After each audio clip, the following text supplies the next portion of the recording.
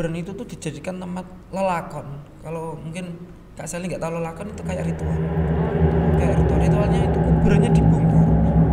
Kuburan nggak cuma 1, 3, tapi dalam waktu yang berbeda. Yang pertama kalau nggak salah tolong dikoreksi, kepalanya diambil.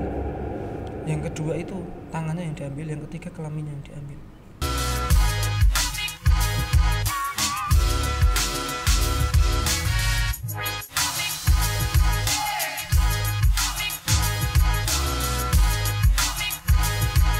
Halo semuanya, selamat datang di PPK, Podcast Para Kreator. Bersama saya, Sally Dwi. Nah, kali ini kita akan membahas perjalanan para konten kreator. Di sini kita mempunyai 3 segmen. Yang pertama, kita akan membahas tentang perjalanan konten kreator horor. Yang kedua, kita akan membahas tentang perjalanan konten kreator politik. Dan untuk segmen ketiga ini sedikit menarik, karena kita akan menggabungkan 2 konten kreator dengan genre yang berbeda. Nah, untuk segmen yang pertama ini kita sudah kedatangan bintang tamu yang sangat kece. Ada Mas Syarif Hidayatullah. Halo Mas Syarif. Halo Kak Sally. Apa kabar nih Mas Syarif? Alhamdulillah baik. Mas Syarif ini kontennya udah beberapa kali loh FYP di saya di TikTok terutama ya. Jadi tuh pertama kali gimana sih Mas kok bisa terjun ke dunia konten kreator? Ke dunia konten kreator. Iya. Sebenarnya emang saya ngonten itu emang udah dari zaman sekolah ya. Dari zaman SMK itu emang sering buat video-video seperti itu. Emang suka, basicnya emang suka. Tapi videonya itu lucu malah. Bukan horor ya, kayak gabut, dibuat video lucu-lucuan gitu. Tapi nguploadnya di Instagram, belum Jadi ke TikTok. Dulu di Instagram dulu baru ke Iya, TikTok. belum ke TikTok. Tapi ya enggak kayak niat untuk ngonten itu enggak, lebih ke having fun aja, seneng-seneng buat video upload gitu aja. Emang basicnya di sana. Sampai pada akhirnya lulus sekolah malah keterima di pabrik. Di pabrik apa? Iya, pabrik otomotif lah pokoknya ada. Saya 2 tahun di sana. Karena tidak passion ya, kerjaan di pabrik kan gitu monoton seperti itu aja. Apalagi kan sebelumnya kan di jurusannya sama yang kerjaannya setelahnya kan beda gitu. Iya, sangat-sangat beda. Makanya kayak membosankan kan bagi saya. Akhirnya saya resign. Resign habis kontrak, saya memutuskan untuk kuliah. Kuliah Ya. di mana? Di Unisnu Jepara. Ambil jurusan Desain komunikasi visual DKV. Sama ya?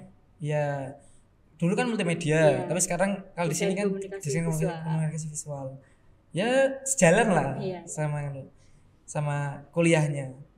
Jadi mulai dari sana itu konten tuh mulai dari kuliah itu karena kegabutan semester tua ya, udah semester 7 akhirnya ngonten mulai dari sana.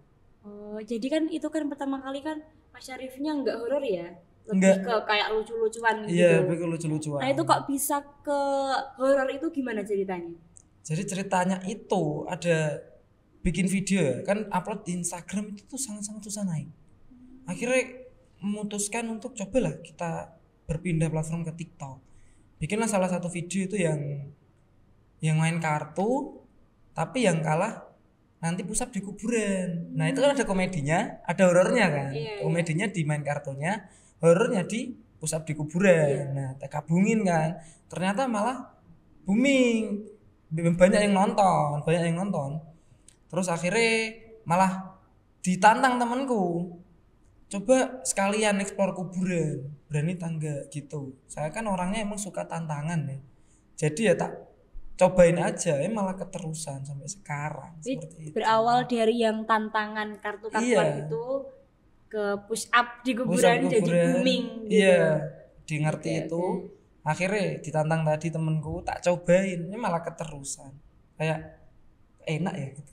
Kayak waktu di tempat-tempat horor itu rasa takut muncul itu malah kayak seneng gitu, kayak ada tantangan tersendiri untuk menaklukkan rasa takut tersebut. Seperti itu. Itu udah berapa lama konten horornya? Dari yang pertama kali kan mungkin yang kuburan itu kan.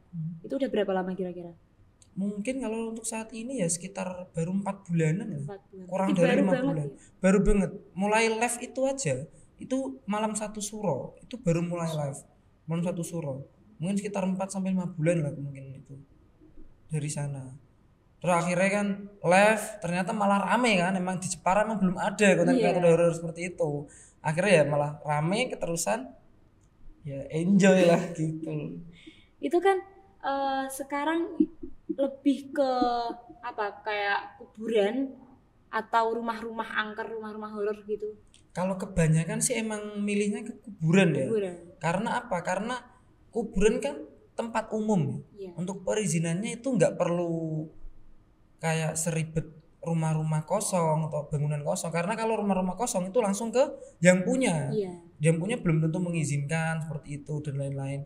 Nanti kalau yang punya rumah nggak terima bisa juga dituntut seperti itu. Kalau kuburan kan tempat umum, paling cuma izinnya paling juru kunci, RT udah cukup, tinggal eksekusi langsung. Jika gitu lebih aja. mudah gitu Iya, ya kalau kalau lebih di mudah. Jadi kuburan. kebanyakan emang kuburan seperti itu.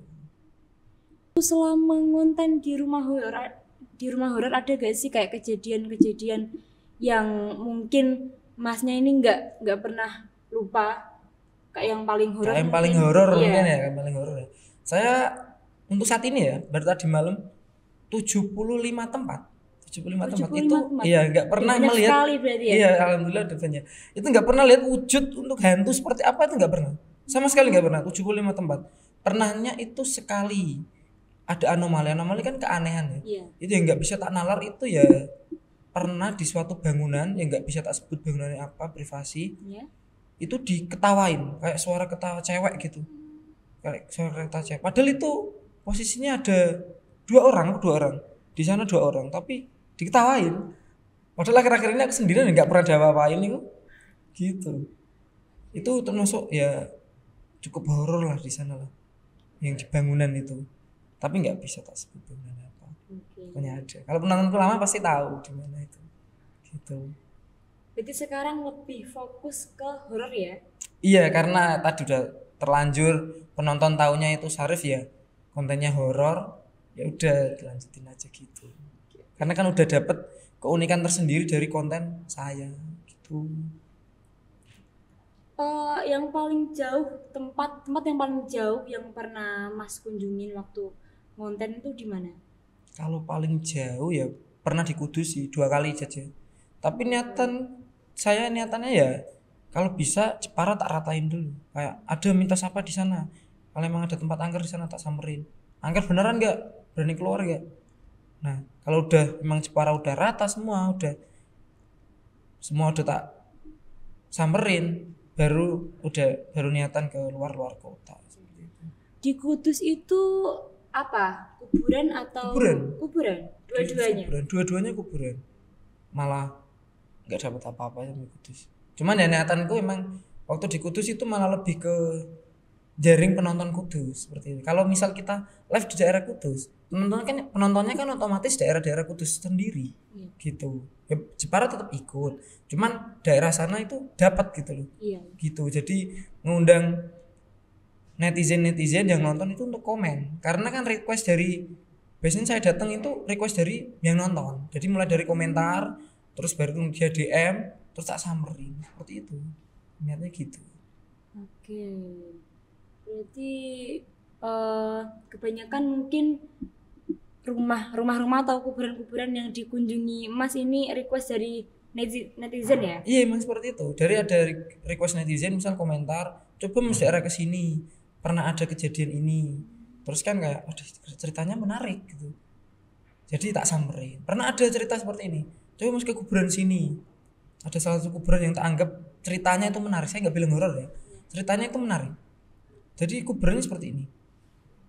Pernah kuburan itu tuh dijadikan tempat lelakon. Kalau mungkin Kak Sally nggak tahu lelakon itu kayak ritual. Oh, ritual. Kayak ritualnya itu kuburannya dibongkar. Kuburan nggak cuma 1, 3, tapi dalam waktu yang berbeda. Yang pertama kalau nggak salah tolong dikoreksi, kepalanya diambil. Yang kedua itu tangannya yang diambil, yang ketiga kelaminnya yang diambil. Itu cerita dari kuburan tersebut. Dari cerita tersebut saya kan tertarik ya. Emang ada nggak sih?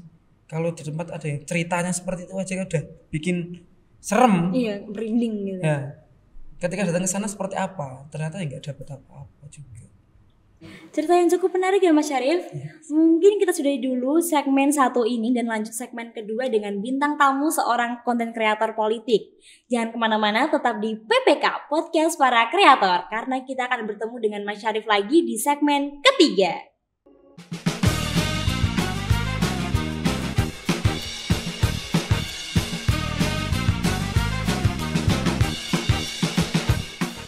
kita lanjut di segmen kedua dengan bintang tamu yang berbeda yang akan membahas tentang perjalanan menjadi seorang konten kreator politik. Nah, di sini sudah ada bintang tamu kedua kita, ada Mas Riza Ilham. Halo Mas Riza. Halo Mbak Sally. Apa kabar Mas? Alhamdulillah baik. Mas Riza ini kan guru ya? Ya betul. Seorang guru apa? Guru kelas kalau SD itu. Jadi semua mapel kecuali olahraga sama agama. Selain itu, oh iya bahasa Inggris juga ada gurunya sendiri. Selain itu saya yang mengampu. Oke. Mas Riza ini kan guru. Oke. Saya manggilnya apa ini jadinya? Ya Mas aja nggak apa-apa. Mas nggak apa-apa ya? Ya. Oke. Mas Riza sebagai guru tapi bisa terjun ke dunia konten kreator. Ya. Itu gimana ceritanya? Sebenarnya itu sebelum jadi guru saya nge-YouTube dulu gitu. Oh, sebelum jadi guru. Ya, jadi YouTube ya. ya memang jurusan saya kan waktu kuliah PGSD itu sebenarnya nggak sesuai dengan perkonten kreatoran kan gitu. Itu dulu lihat Bayuska. Ya kan? Bayuska itu konten kreator asal Jawa Timur ya. Itu dia menghasilkan dari YouTube gitu. Makanya awal mula saya terjun ke YouTube ya memang tujuannya untuk nambah cuan seperti itu. Tapi memang awal-awal itu campur, Mbak. Kontennya itu nggak konsisten. Itu sebelum saya itu ya jadi guru PNS ya itu ya. Jadi saya kan fokus menjadi guru itu kan setelah 2019. Sedangkan saya memulai jadi konten kreator itu sejak 2016 seperti itu. Terus juga Pertalite, Premium itu saya bandingkan mana yang lebih hemat. Nah itu yang cukup banyak penontonnya di sana dan itu termasuk video saya yang paling menghasilkan juga itu seperti itu. Itu termasuk saya yang nonton. Oh gitu. Alhamdulillah kalau kayak gitu. Oke. Ini Mas Riza kan sebagai guru itu gimana caranya membagi waktu dari mungkin dari pagi sampai siang sampai sore kan ngajar gitu kan. Terus waktu buat ngontennya tuh kapan? Ya memang harus mengorbankan fisik sih Mbak. Karena pagi sampai siang itu di sekolah, lalu sorenya istirahat sebentar, malam saya buka les privat sampai sekitar jam 8, terus ya ngopi-ngopi sebentar, habis itu membuat konten biasanya sampai dini hari. Dan malam berarti ya? Malam. Dan susahnya kalau konten politik itu sangat berhati-hati Mbak, harus sangat berhati-hati. Jadi saya nggak bisa membahas yang sifatnya full opini. Kalau full opini dari pemikiran saya pribadi, itu nanti bisa dianggap sebagai penggiringan publik, penggiringan opini publik, sehingga nanti bisa tercipta hoax dari situ. Makanya biasanya yang saya bahas di politik itu, saya cari dulu bahannya di media mainstream, ya seperti di Liputan 6 atau TV One atau Metro TV, pokoknya media-media yang sudah punya nama seperti itu. Jadi ketika saya membahas berita dari media mainstream, lalu saya elaborasi, saya kembangkan, terus saya berikan opini saya di sana, tapi bukan mayoritas konten itu opini saya, bukan. Saya hanya memberikan pendapat saya terhadap berita tertentu, berita politik tertentu, seperti itu. Jadi memang harus sangat berhati-hati. Bahkan saya pernah itu syuting 5 kali, saya ulang 5-6 kali. Saya nggak nemu amannya. Saya cut, saya tutup laptop, tidur. Nggak jadi syuting. Itu sekitar 3 jam syuting batal. Karena saya pikir, wah kalimat ini nggak pas. Wah kalimat ini nggak pas. Dan ngulang-ngulang terus itu bikin capek. Ya udah istirahat aja. Takut terjadi apa-apa ya. Iya, soalnya kan politik itu sensitif sekali. Iya. Dan ya memang itu Mbak. Itu terjadi sebelum saya PNS. Kan saya PNS-nya kan 2019 tesnya. Baru tesnya 2019 diterima menjadi CPNS-nya itu 2020. Nah, saya waktu aktif di politik itu di 2019 ke bawah. Jadi saya belum menjadi pegawai negeri sipil sehingga masih aman lah kalau saya bahas-bahas politik seperti itu. Dan ya alhamdulillah dari sana cukup mendapatkan uang dari AdSense dan sempat dapat kesempatan ngevlog kecil sama Sandiaga Uno saat itu Sandiaga. di pemilu 2019 kan setiap 5 tahun sekali. Yang barusan Pak Prabowo sama Mas Gibran itu 2024. Iya. Nah, itu yang 2019 ketika Pak Prabowo sama Pak Sandi, Sandiaga Uno. Seperti itu. Di 2017 akhir itu ya timbul keresahan dari diri saya sendiri, yaitu kok kita pemilu berkali-kali tapi kok kebiasaannya masih ada kebiasaan buruknya. Contohnya kayak gini. Kebiasaan buruk kalau mau pemilu itu rakyat Indonesia itu mengharapkan amplop. Iya. Ya kan?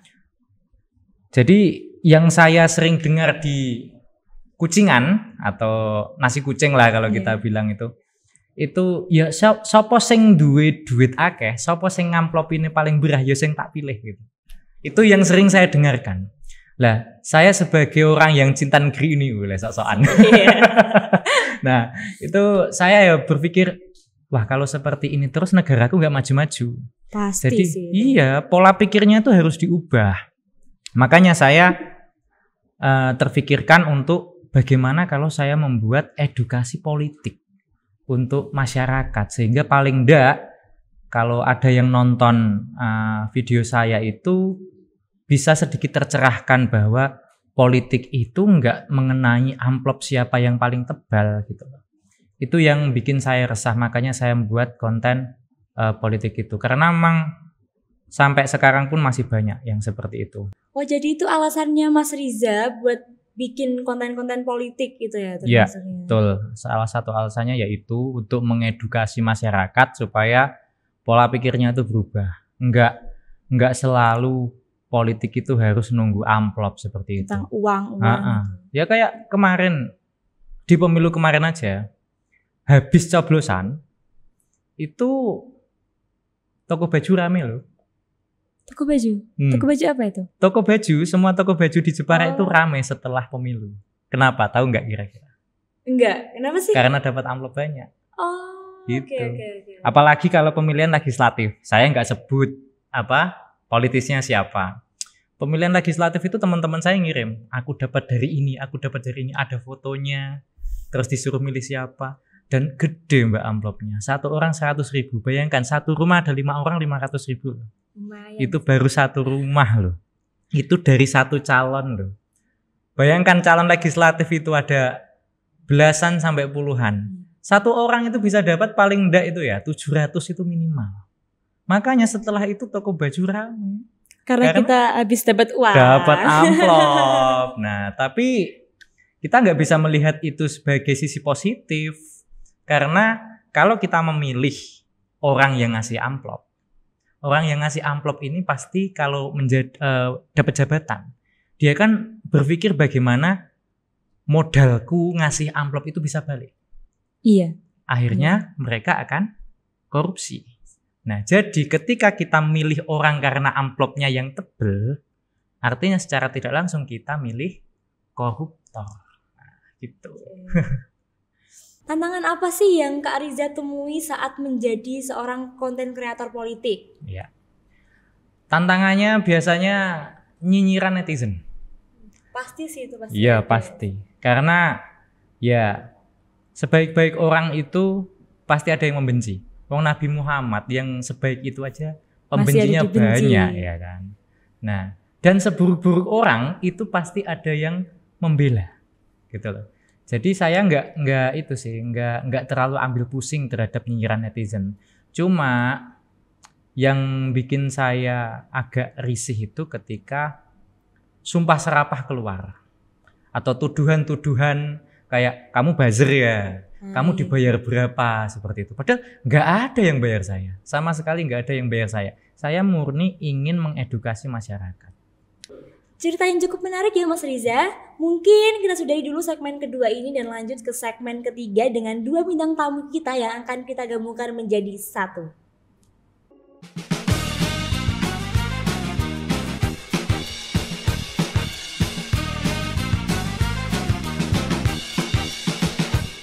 Lanjut lagi di segmen ketiga atau segmen terakhir. Nah, pada segmen ini kita akan menggabungkan dua konten kreator dengan genre yang berbeda. Di depan saya sudah ada Mas Syarif dan juga Mas Riza yang sebelumnya sudah saya ulik-ulik tentang pengalaman mereka menjadi seorang konten kreator.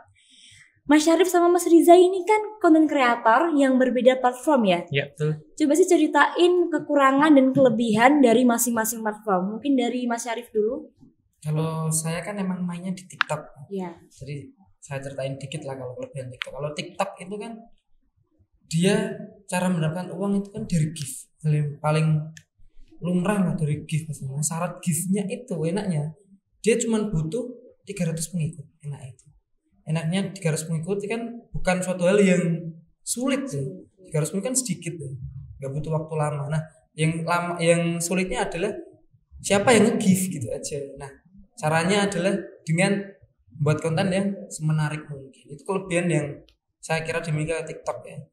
Tapi kekurangannya adalah ya kalau kita nggak nge-live, ya kita nggak dapat Susah. iya uang dari situ. Gitu aja sih. Simpelnya harus seperti itu. Kalau Mas Riza gimana? Kalau saya sebenarnya itu TikTok juga punya gitu kan. Tapi kalau yang paling menghasilkan memang dari YouTube. Nah, memang benar kata Mas Syarif itu kalau TikTok itu mudah untuk live dan segala macamnya. Tapi memang benar dikatakan kalau itu dari gift. Nah, kalau di YouTube itu syaratnya agak ketat. Jadi pertama itu kita itu harus punya 4.000 jam penayangan. 4.000 jam penayangan itu banyak loh, itu lama loh itu 4.000.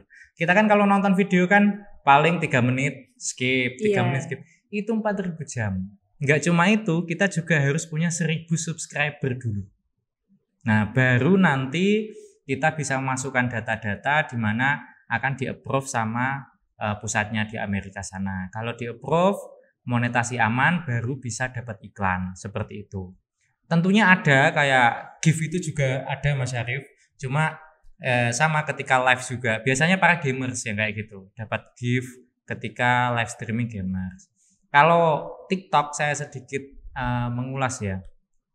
TikTok selain dari gift itu juga bisa dari afiliator. Cuma harus live jualan kan Mas Syarif ya. Iya ada juga yang afiliator. Cuman kan saya kan emang seringnya live ya.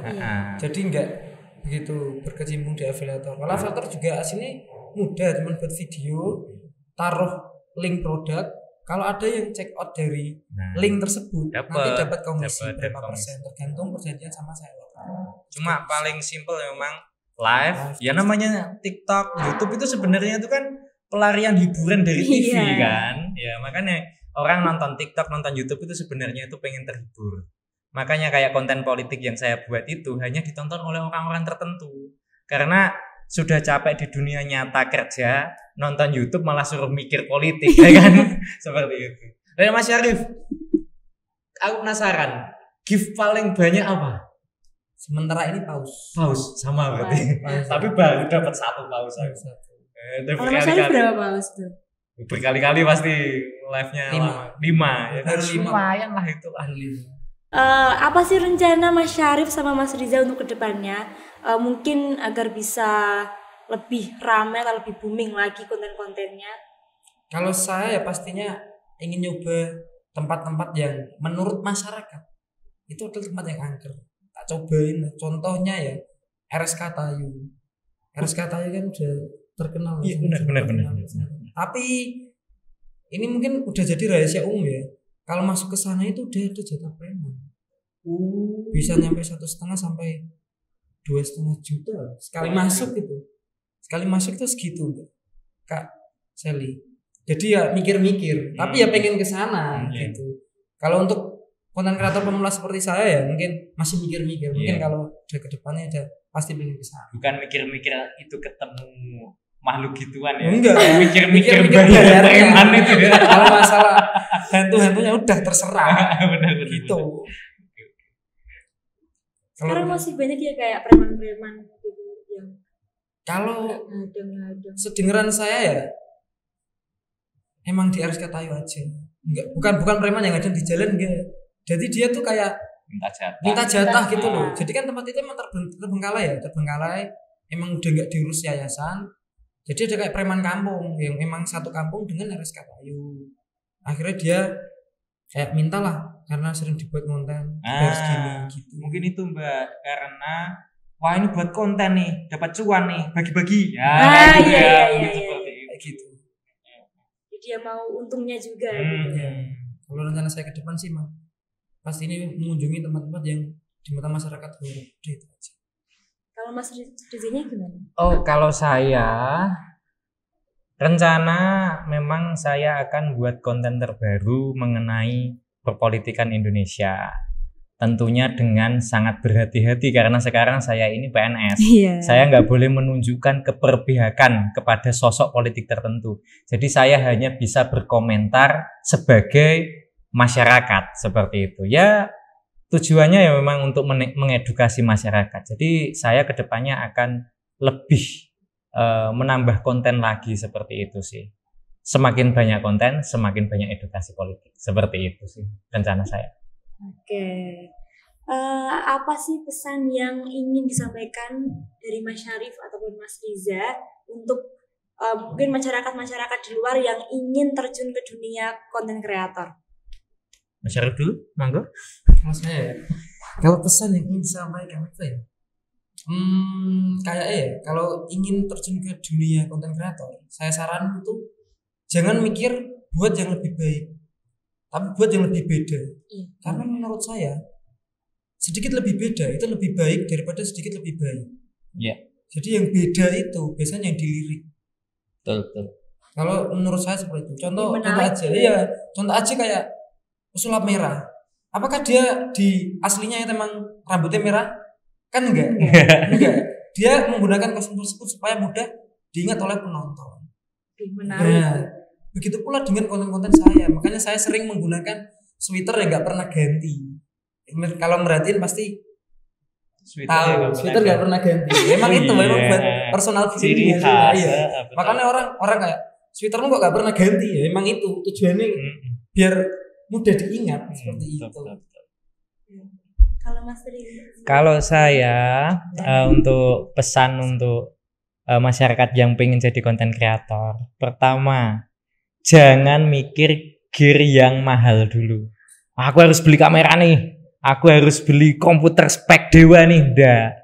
Mulailah dengan apa yang kamu punya dulu, karena itu adalah kesalahan saya dulu. Saya menjadi konten kreator itu langsung modal ya sekitar belasan juta lah untuk kamera, untuk laptop itu di tahun 2016. Jadi itu cukup boros saat itu. Dan ternyata banyak, saya punya studio itu ya bukan bermaksud sombong, isinya itu sekitar di studio itu ada 40 juta.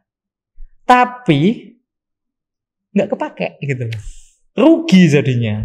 Karena apa? Ketika mau syuting itu setup segala macam itu ribet dan itu saya lakukan sendiri. Lama-kelamaan saya sekarang syuting pakai webcam. Webcam harga 200.000, kamera harga 6,5 nggak kepake sekarang. Jadi jangan berpikir alat yang mahal dulu. Apa yang kamu punya itu gunakan. Dan yang paling penting itu ide. Karena begini, kita itu punya pasarnya masing-masing. Ada yang kayak Ridwan Hanif itu di pasar otomotif, terus Fitra Eri pasar otomotif, Mas Syarif di pasar horor ya. Kalau saya di politik dah. Kalau teman-teman ketertarikannya di bagian apa? Burung kah? Atau hobi nembak kah? Mancing kah? Nah, apa yang menjadi hobimu kontenkan? Karena biasanya orang yang punya hobi yang sama atau punya ketertarikan yang sama dengan kita, itu yang akan menjadi penonton kita. Aduh, dari tadi pembahasannya seru banget nih. Gak kerasa kita udah 30 menit ngomongin perbedaan konten dari dua platform dan genre yang berbeda. Informasi tadi sangat bermanfaat bagi kita dan menginspirasi teman-teman yang ada di rumah, terutama yang tertarik menjadi konten kreator. Terima kasih Mas Syarif dan juga Mas Riza yang sudah meluangkan waktunya untuk berbagi cerita. Dan juga terima kasih MR Furniture Design telah mendukung acara hari ini, dan terima kasih telah menyaksikan PPK, Podcast para Kreator. Jangan lupa untuk terus mengikuti kami di media sosial Jepara TV agar Anda selalu mendapatkan informasi terbaru seputar acara kami selanjutnya. Sampai jumpa.